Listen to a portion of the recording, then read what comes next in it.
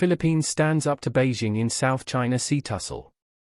We're scared of China, fisherman Benjoate says as wind and rain batter his small bamboo boat on the island of Palawan in the Philippines.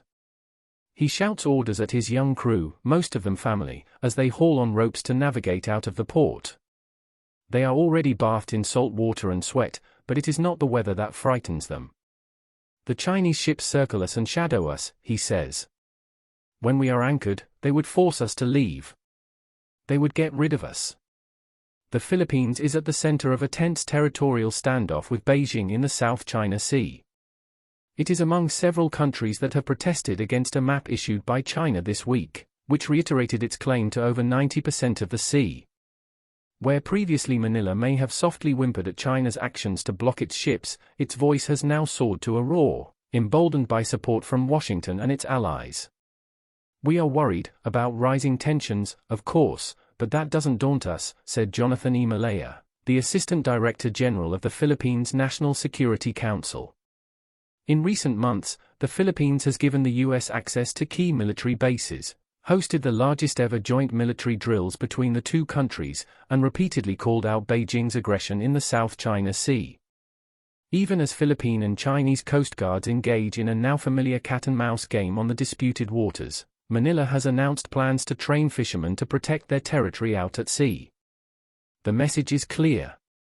If you are a Filipino, whether in government or the private sector, regardless of your politics, defending and making excuses for China's aggressive behavior should deem you unpatriotic, and a traitor to the Philippines and to our people, J. Tariella, a spokesperson for the Coast Guard in the West Philippine Sea, wrote on social media. China's claims, which extend to all of the South China Sea, rival not just the Philippines but also Vietnam, Taiwan, Malaysia, and Brunei. These are not new, but they are getting louder and dicier. The latest episode revolves around the remote Ayungin Shoal that lies more than 620 miles, 998 kilometers from mainland China's southernmost shore, and around 120 miles from Palawan Island. Chinese vessels have used water cannon and lasers to deter the Philippine Coast Guard from getting close to the shoal in the last 6 months. The boats were carrying essential water and food to troops aboard a rusting warship, named Sierra Madre, that Manila intentionally grounded on a reef in their waters.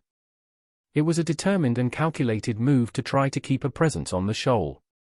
This is territory the Philippines won in an international court in 2016. After a tribunal said Beijing's sweeping claim to sovereignty over most of the South China Sea had no legal basis.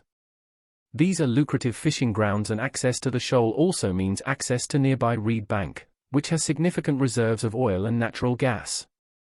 Seemingly undeterred by Chinese might, the Philippines tried again to send supplies to its troops on the Sierra Madre. This time, they said they were successful.